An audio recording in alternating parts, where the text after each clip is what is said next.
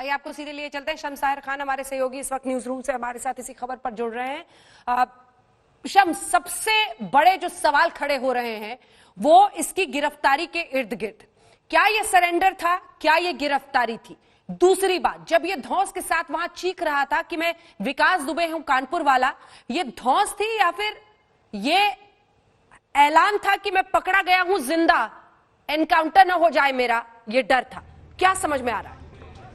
देखिए अंजना, इसमें बड़ी सिंपल सी दो चीजें हैं। एक, यूपी पुलिस पूरी तरह से बेचैन और तैयार थी सीधे सीधे एनकाउंटर करने के लिए। एडीजी ने अपने प्रेस कॉन्फ्रेंस तक में बाकायदा कहा था कि ऐसा नजीर होगा ये मामला और वो पछताएगा। दूसरी तरफ उसे अपनी जान बचानी थी।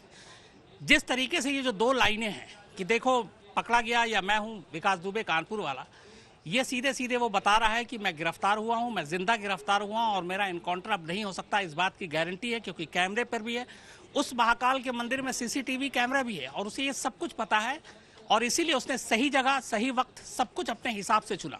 लेकिन इसमें मदद किसने की, क्योंकि वो अकेला कर नहीं सकता, लगातार भाग रहा है।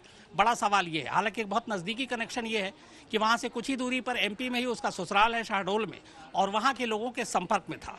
तो सारी चीजें, और उसको एक न्यूट्रल पुलिस, न्यूट्रल स्टेट चुनना था जहां एनकाउंटर से बच सके।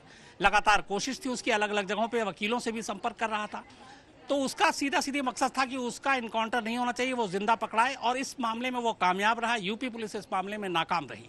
लेकिन बड़ा सवाल ये होता, अगर आपने उसकी मां का इंटरव्यू सुना, और ये पहले भी पूछताछ में पुलिस ने उसके हर उस अड्डे को खंगाला था अब तक की पूछताछ के दौरान जब वो भागा हुआ था, तो ये मालूम था कि हर साल वो इस महाकाल मंदिर में भी जाता है। सवाल ये कि क्या यूपी पुलिस ने कभी यहाँ अपने लोगों को तैनात किया या यहाँ पे उन्होंने अलर्ट रखा कि यहाँ पे ये आ सकता है, यहाँ पे उसकी गिरफ्तारी कर सकते हैं?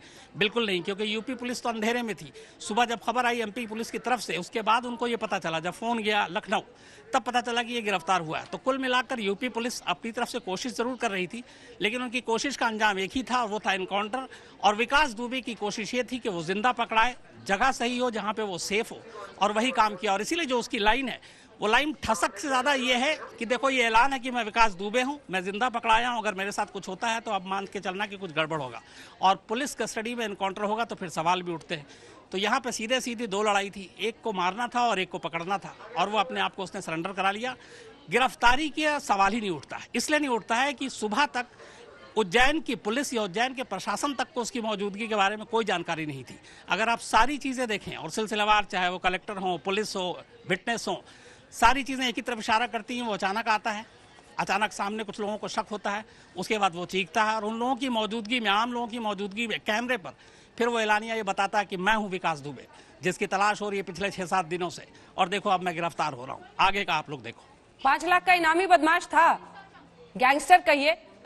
50,000 से शुरू किया था। शम्स, एक सेकंड, 5 लाख भी, 50,000 से 50,000 से शुरू हुई थी इसकी कीमत। उसके बाद इनाम की घोषणा कर दी गई, रकम बढ़ाकर 5 लाख। मेरा सवाल आपसे यह है कि कोरोना का ये वक्त है, और इसीलिए जब इस तस्वीर में भी हम देखते हैं, जब वो चीख रहा है उसके हाथ में मास्क है, जो उसकी तस्वीर थाने से आई है या जिस भी तरीके से मध्य प्रदेश पुलिस ने दी है, उसमें उसने मास्क नीचे गले में लगाया हुआ था।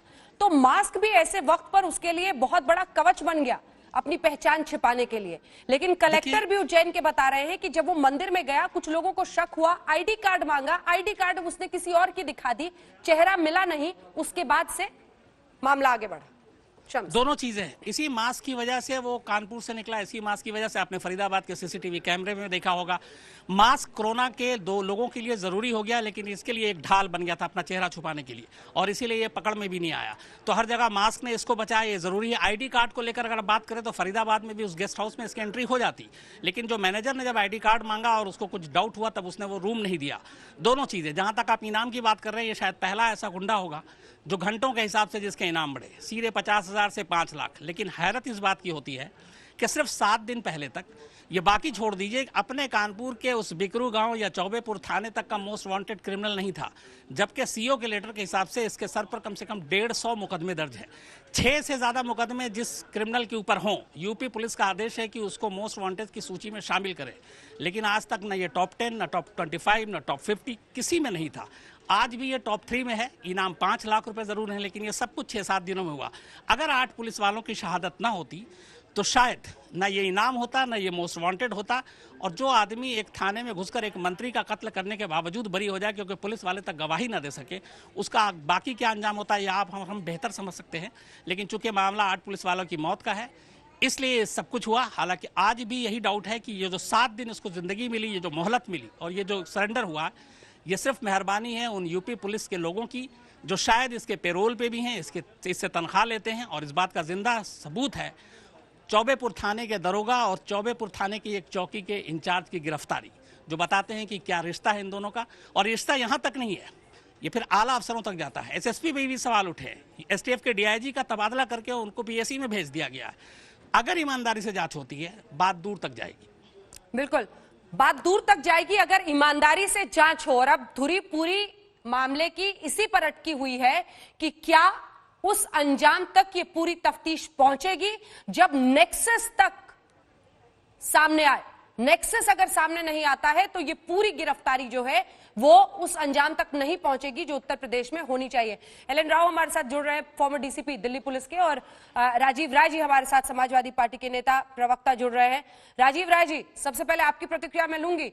देखिए, राजनीतिक संरक्षण, खाकी का संरक्षण इस शख्स को मिला हुआ था, इससे कोई इनकार नहीं कर सकता है।